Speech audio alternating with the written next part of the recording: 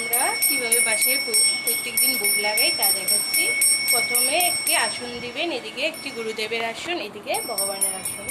তারপরে জল দিবেন, দিয়ে বলবেন ওং অস্ত্রয় ফট, ওং অস্ত্রয় ফট।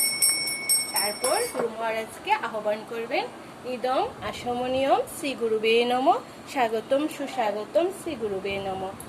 তারপর গুরু মহারাজকে পাদ ধরবেন, ইদম পাদম শ্রী গুরুবে নমঃ, ইদম পাদম শ্রী গুরুবে নমঃ, ইদম আচমনিয়ম শ্রী গুরুবে নমঃ, ইদম আচমনিয়ম শ্রী গুরুবে নমঃ। তারপরে ভোগের মধ্যে শঙ্কর থেকে বা আচমনের পাত্র থেকে জল দিবেন, এভাবে দিয়ে বলবেন ওং অস্ত্রয় ফট। তারপরে এভাবে মুদ্রা দেখাবে, এভাবে মুদ্রা, তারপর এভাবে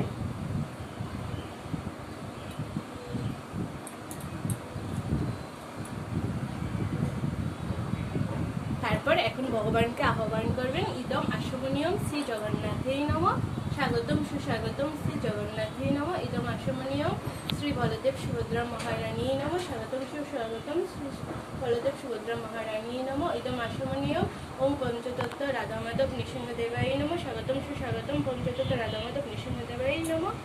তারপর ভগবানকে হাত মুখ ধরবেন, ইদম পাদম শ্রী কৃষ্ণায় নমঃ, ইদম পাদম ও কৃষ্ণায় নমঃ, ইদম পাদম ও কৃষ্ণায় নমঃ, ইদম আচমনিয়ম কৃষ্ণায় নমঃ, ইদম আচমনিয়ম ও কৃষ্ণায় নমঃ, ইদম আচমনিয়ম কৃষ্ণায় নমঃ।